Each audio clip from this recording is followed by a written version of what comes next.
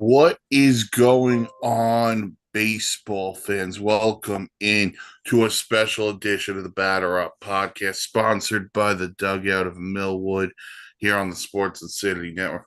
Mike Rifkin, Mark Oldops, Guy Halpern with you. Mark, how are you today? Shocked still by the events that have happened over the last 72 hours. It really was a shock to the system. We're going to get into the big trade that occurred late. I shouldn't even say late, occurred Sunday night in a minute. But let's just start with what occurred last night in Los Angeles. Shohei Ohtani returned to the mound for the first time in over a year. Actually, pitched for the first time as a Dodger last night. Hey, He threw one inning, two hits, a run, no walks, no strikeouts, through 28 pitches. We talked on Sunday about the possibility of Ohtani coming back before the All-Star break. The Dodgers said, hold up, we're not even going to wait till the All-Star break. We're going to do this right here and now because, one, we kind of have to because of the injuries. But, Mark, I'll let you go yeah. first on this. I mean, nothing against Otani. I mean, for myself, if I am the owners of the Dodgers, I understand you got injuries in the rotation. Got to find some other way somehow not to force Otani into pitching because comes back early or overdoes and a third Tommy John surgery. I mean, you don't even want to think about that possibility. I would not have allowed him to pitch until they were actually down in the division. Then I would say, hey, look, might need you a few innings here and there. But no way should he have pitched last night. And just by Mike's stats, one inning, 28 pitches is horrible for a starter. No strikeouts is a big key right there, which means he doesn't have any control of anything. And that's understandable. The man hasn't pitched from a mound in a year. So yeah, you gotta shake off the rust. But his fastball was nowhere near where it to be. The sinker wasn't working, and he gave up a run on two hits. That's not what we're going to see after time like the All-Star break comes and goes. We will see him in different positions, but I'm very surprised that they allowed him. It's not like I don't know if even if the Dodger organization would have said no, would he have still done it? Probably. That's the thing for me is I'm going to just throw this hypothetical out there into the world. If the Dodgers didn't have these injuries, are we even talking about Shohei Ohtani potentially pitching? Because, one, they made a $700 million investment in Shohei Ohtani. And what's the best ability that a $700 million man needs to have? It's availability. Look, people are going to go to Dodger games regardless of Otani's pitching, if he's hitting, or if he's juggling or trying to become the new version of Red Panda. People are going to go because the team is that good. And at some point during this contract, and we talked a little bit about this Sunday, at some point during this contract, the Dodgers are going to have to sit down with him and go, listen, you are not going to be able to pitch and DH at the same time. Now it's kind of a necessity we need you to pitch because we don't have Blake's now. We don't have Tyler Glass now. We don't have Roki Sasaki, and some of these other guys. But, and here's the counterpoint, throwing him for 1 to 2 innings, I know you're trying to ease him back in. Well, now you're putting even more pressure on your bullpen Yep. because he only throws 1 to 2 innings. I love the guy. He's a future Hall of Famer. Clayton Kershaw is never going to give you more than 6 innings in a start now because he's 41 years old. And then these other guys are basically 5 inning starters. You're going to wear down your bullpen. And come October, where the Dodgers want to get to, these guys are going to be all worn down. Now, I'm not sitting here saying you wait until October to throw Ohtani, but you couldn't have waited another 3 weeks. You couldn't have recalled someone and say, "Hey, listen, or you're the Dodgers, you're the richest team in baseball. Go make a trade for a cheap starter at some point." I mean, for me right now, Ohtani pitching is at the bottom of what they really need. Because if he feels something today or tomorrow in his elbow or his shoulder, guess what? He's done. And you need him. As much as I love Mookie Betts and people love Freddie Freeman, you paid Shohei Ohtani $700 million. And like it or not, you need the $700 million man to come out and perform.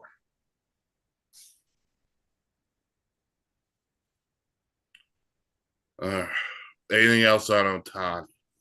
No, I think it's gonna take a lot out of him, and it's gonna hurt him in the long run this season. And he's not gonna put up those big, big numbers that we got used to last year when he wasn't pitching. You have to figure at least lose, I don't know, maybe quarter of those stats is a possibility, especially if he gets injured. Mm, That would be my last thing on it. yeah. But that wasn't the biggest headline coming from the National League West over the last 50 some odd hours, let's say. Roughly. And that would be the San Francisco Giants making a giant addition. Never pardon the pun. The San Francisco Giants have acquired Red Sox DH slash third baseman slash whatever you want to call him, Rafael Devers. Now, we'll break down each part of this, but here's the return the Red Sox got. They got Jordan Hicks. They got left-handed pitcher Kyle Harrison, James Tibbs, who's a first baseman slash outfielder, who's an A-ball, and Jose Bello, who's a 20-year-old right-handed pitcher, who's in rookie ball. Let's start with this part. Let's start with the Red Sox because we'll give the Giants their flowers in a minute. We know why this happened because the Red Sox went out this winter. They signed Alex Bregman. And then they told Rafael Devers, hey, Alex Bregman's going to play third base. Tristan Casas gets hurt. They tell Rafi to ask him if he wants to play first base. He goes, no, you told me I'm to the DH, so I'm not even going to try it. Whatever happens next happens next. The next thing you know, the Red Sox sweep the Yankees this weekend. Vibes are positive and high in Boston. And then, boom, during Sunday Night Baseball, Jeff Passan breaks this thing wide open.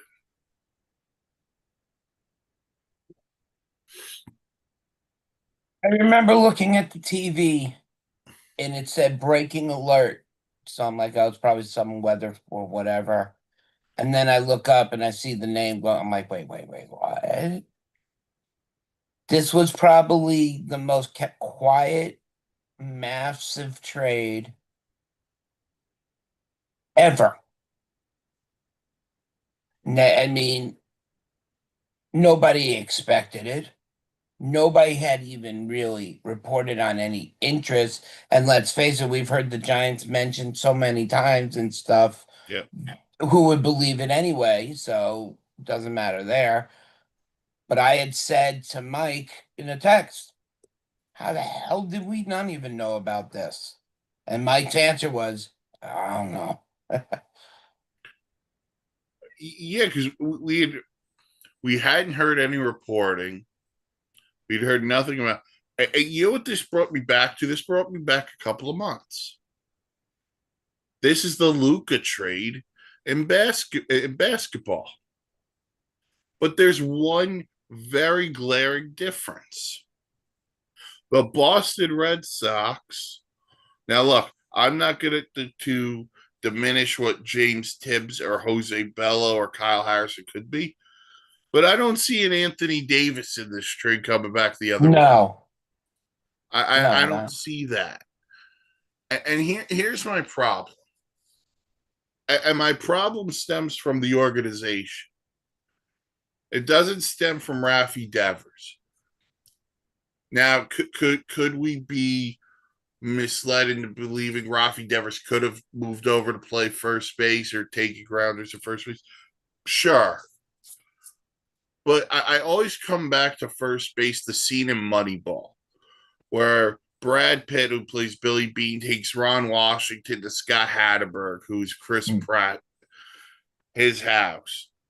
And he wants you to play first base because Hatterberg had been a catcher. And the line is from Billy Bean, it's not that hard. Tell him, Ron Washington. And Ron Washington goes, it's extremely hard. All right. Yeah, And you're asking this guy to make that transition in season. You're not telling him in spring training, hey, we're going to have this, or you're going to have the winter to work on this. We're trying to do this in season. And that would, agreed. if you were just open and honest about why you're bringing in Bregman, Christian Campbell making the team. That's why Bregman's not playing second base because Christian Campbell made this team. Well, if you're open and honest with your player, and then maybe your player's open and honest with you, and he was. He said, "Listen, you told me I'm the DH. You told me I'm the DH, so I'm going to DH. You didn't tell David Ortiz to go play first base. Right. I'm not comping Rafi Devers and David Ortiz. David Ortiz is a Hall of Famer, but it's the same damn thing. And if you're the Boston Red Sox, let me be brutally honest with the Boston Red Sox fell out of favor with me when they traded Mookie Betts for nothing. Yes. This is Remember. the cherry on top of the Mookie Betts deal. Because again, no disrespect to Kyle Harrison, James Tibbs, Jose Bello. We don't know what they are. Oh, we But if really. they turn into nothing, the Boston Red Sox over the last 7 years then would have, or 6 years, or however long Mookie's been with the Dodgers, you would have traded two potential future Hall of Famers because I think Mookie Betts is a Hall of Famer. And I think Rafi Devers' trajectory could get him there. You traded two faces of your franchise and potential Hall of Famers for what? Because you didn't want to pay Rafi Devers, who's in the second year of that 10-year, $373 million contract or whatever it is? Bull. You wanted an excuse because you didn't want to pay him. And you're saying, well, bad guy. He didn't want to change positions for us. That's bull. Well, let's flip it on to the other way. What about Matt Chapman right now? Oh, well, by the way, Matt Chapman's going to be fine because Devers isn't going to play third. He's going to DH for the Giants. Well, let's say, I almost said, funny enough, JT Snow is at first. That was way long ago. JT. Wrong. Now we're going back to Barry Bonds and Jeff Right. I was gonna Kent, say we're in the wrong era there. Benito Santiago. Yeah. No. Would Devers consider, or would he force Chapman to go to first and he go to third? I don't think you could force Chapman to move just because of how good he is defensively. I know, but I'm saying here's the whole situation that is right there, and it can happen right again. Yeah, but I think if the I don't think the Giants make this move without one of two things. One, Rafi Devers knows where he's going to play. And two, Rafi Devers understands that Matt Chapman is the second best defensive third baseman in all of baseball. And he may be the best because it's still him and Arenado. Yes. And again, he could all Rafi Devers could say, you know what? I'll stick it to the Red Sox. I'll learn first base with you guys. Right. I'm saying now that the Red Sox just literally let a future MVP of this league Yeah. walk right out. I mean, w- before we even say that, what happens to the Red Sox now? I mean, nothing against Jordan Hicks. He's gonna have Yeah. to learn You a know little what bit Jordan different. Hicks is? He's the model of inconsistency. Right. But he can throw a ball. Right? He So, can I throw. mean, they can get him controlled. He could turn out to be a top pitcher in the AL East. Not saying in the entire league, but what are playoff hopes looking for Boston now? I'm out on the Red Sox. I'm out because who in that lineup now scares you? I mean, the only one who would possibly scare me would be Trevor Story because he's having a good year so far. Right, but and this is not knocking Trevor's Story, but Trevor Story's gonna hit a slump. He may get hurt at some point. His injury history, Yes. Bregman is still out. Tristan Casas is done for the year. They're gonna have to score runs using their speed with guys like Jared Duran, who's a big fan of Duran, from what I hear. And some of those other, they're going to have to manufacture runs as opposed to, relying on the long ball. But the point is this, and I want to go back to your point on Hicks. They got a guy who could throw. His name is Garrett Crochet, and they gave him a nice contract.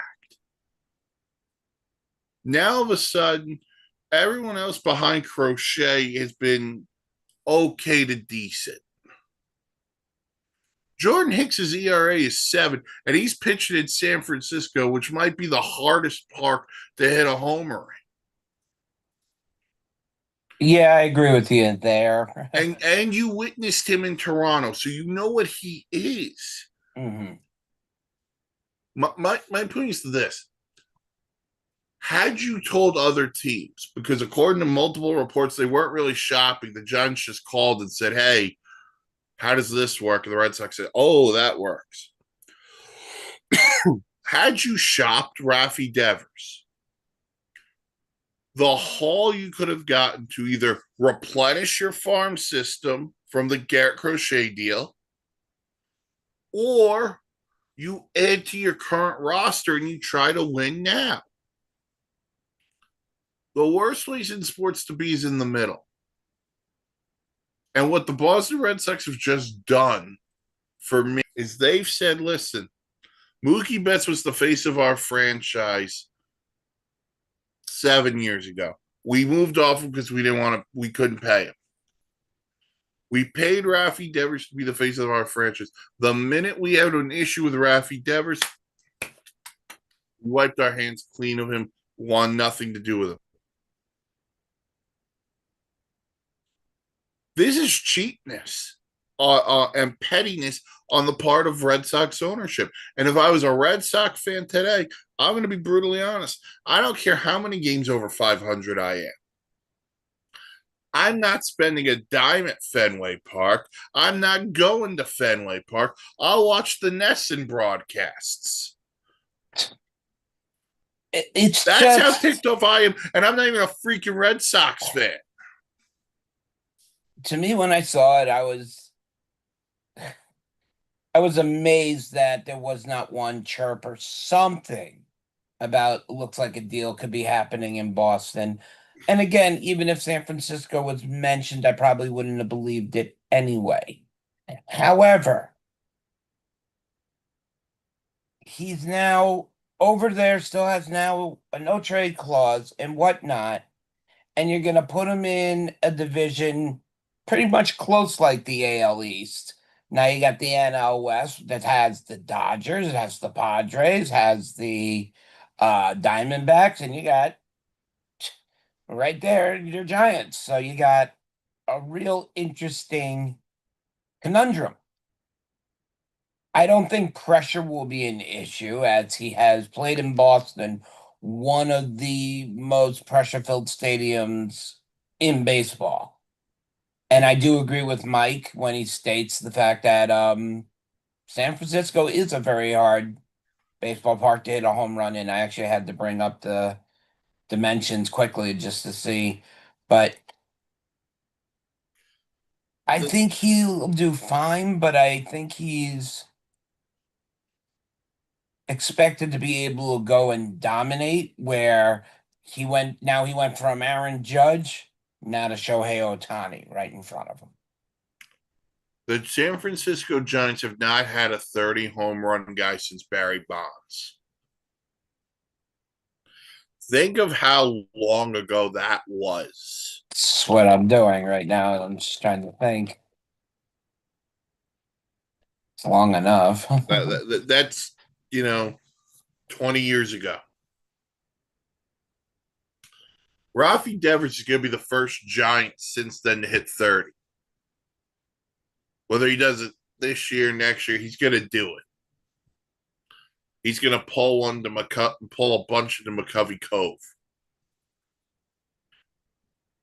But here's the thing that bothers me the most, Mark.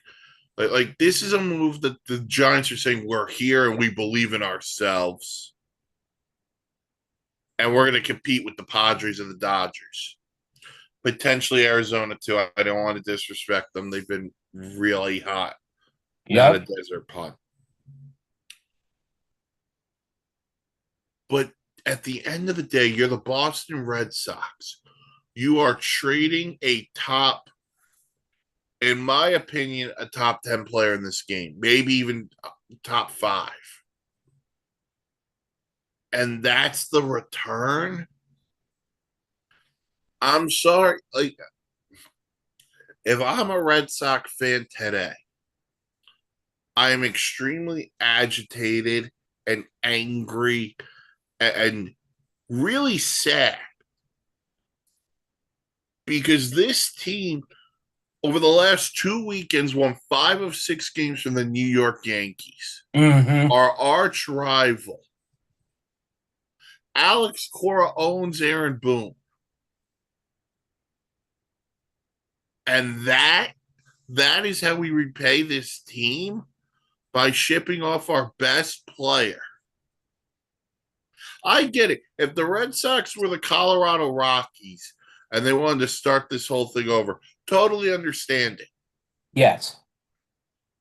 You won last night. You're in that final AL wildcard spot, and you decide now's the time to trade Rafi Devers. And Rafi Devers hit one of the home runs that won the game for Boston.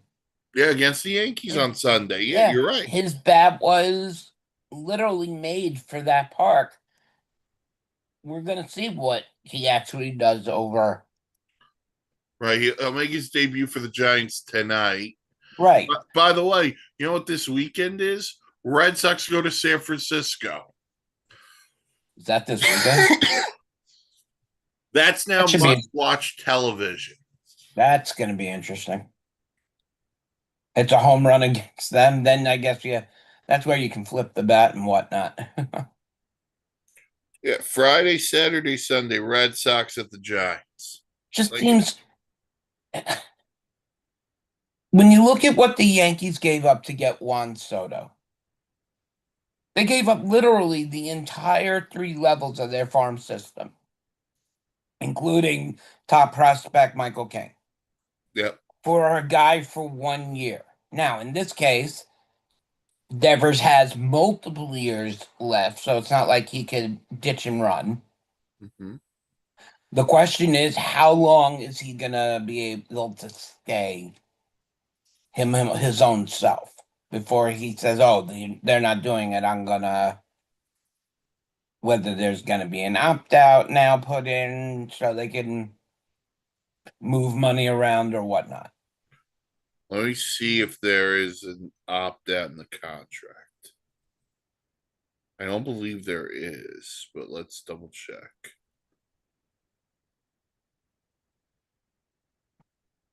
There's no opt out. This contract runs through 2034. So it's a guaranteed contract. Yeah. So it's a no offense, San Francisco fans. This is a not this is another Michael Stanton deal. However, Rafael Devers is 100 times better than Michael Stanton. Well, here's the other thing. You're getting Devers at 28. You're getting him now. He's just getting into his damn prime. Exactly. And he is, in my opinion, the one of the best just pure hitters. He pulls the ball extremely well. He could go the other way because of the big monster at Fenway. I don't know how it'll work in San Francisco, but he can do it all. And that's my problem here with the Red Sox because again, had you shopped him around or taken calls from other teams outside of the Dodgers because it wasn't a massive need, you you chop them. Let's see what I can get. I can replenish the farm. I can get players for now. By the way, who's the biggest winner in this trade? And it's not even the Giants. The biggest winner of the Rafael Devers trade is the New York freaking Yankees because Rafael Devers owns them more than Hal Steinbrenner does. Or then Aaron Rodgers owns the Bears. More than Aaron Rodgers owns Darkness Retreats. But like, this is the ridiculousness of this whole situation. You put yourself in a prime position, and now you trade your star player. It just, but then not only that it was so quiet is what bothers me. It hit like a lightning flash. Nobody knew about it, or anybody who was close to it was told to keep shut until the announcement. And obviously, there were no slips or leaks, as we never saw. It's just, listen, good on them for being able to keep it quiet, but to me, that this is the last two faces of the Boston Red Sox, the two faces of that team that won in 2018. Actually, let's be honest, the three faces, because it was Devers, it was Mookie Betts, and it was Chris Sale. Yeah. Chris Sale gets traded to Atlanta for Vaughn Grissom, who I think is in AAA for the Red Sox. Mookie Betts got traded for nothing To the Dodgers. to the Dodgers. And we have to wait to see the return on Rafi Devers. Right. But I'm telling you Jordan, this, I've got no hope on Jordan Hicks. He's 28. He's got an ERA near 7. And this is going to be his third or fourth team. He right. struggled in Toronto. He struggled in St. Louis. Yep. And San Francisco, he's got an ERA near 7. The other three guys are still young enough to where I could say, okay, jury's, not cast a jury. But this is just, if I'm a Red Sox fan, I am genuinely pissed off. And that's a problem because I want to compete.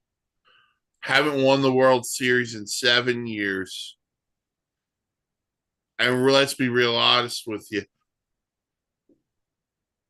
The Boston Red Sox, who had a tradition of losing until they won in '04, and then they win again in '07, and then they win again in 2011 and 2013 and 2018. They became the most dominant franchise in an era where they were also finishing in last place. Yep. And now we look around and I ask you this, Boston. Who is the face of your franchise? Because we could have this debate all day. It can't be Garrett Crochet because he pitches once every fifth day. We had this argument about Jacob deGrom with the Mets. He pitches once every fifth day. Is he really the face of the franchise? He was DeGrom, that deGrom in it, but yeah, but was DeGrom the face of the franchise during those years? Yes. eh, but now look. Excuse me. Who's the building block? Elvis Duran, Wilyer Abreu. Trade to What get does this DeGrom mean for the back? future? What does the future of this mean for Alex Bregman? Let's say the Red Sox go down because of this trade. Are you going to trade Alex Bregman at the trade deadline now? I don't know what his contract said, so I can't say for sure. But I thought it was 2 years. I'll if double check. if he doesn't have a problem with it, they could see significant return from a couple of teams, especially one being that has a couple of third basemen that are young. Alex Bregman.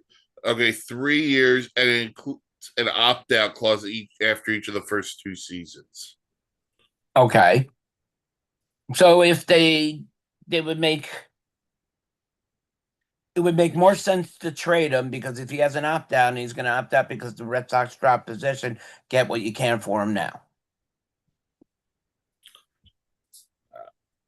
I don't know. All I know is if I'm a Boston Red Sox fan today, as joyous as I was after sweeping the Yankees, I'm just as saddened by this news of trading Rafi Devers. And if you're a San Francisco Giant fan, you're telling the Dodgers, you're telling the Padres, buckle up, boys. It's going to be a 3-team race in the NL West. Yep. Giddy up. It's we're getting to that time of the year. The dog days are coming. That they are. All right. Anything else? No, sir. All right. That'll do it for this special edition of Batter Up, sponsored by the Dugout of Millwood here on the Sports Insanity Network. Catch us live Sunday morning, 10 a.m., right here on the SA and YouTube page. Talk more baseball. Follow us on the socials: Facebook, Sports Insanity Network, Twitter, S Insanity Real. Go to the website, thesportsinsanitynetwork.com for great blogs, vlogs, plays, trains, and automobiles. There is a reaction to the Rafi Devers trade on there. Yeah, it's a great article. Go read. Yeah, so check that out. Check out the other articles, socials. And for the old apps guy, I'm Mike Rifkin. We'll talk to you all Sunday. Thank you for Yep. tuning into this edition, the Batter Up Podcast, sponsored by the Dugout of Millwood here on the Sports Insanity Network.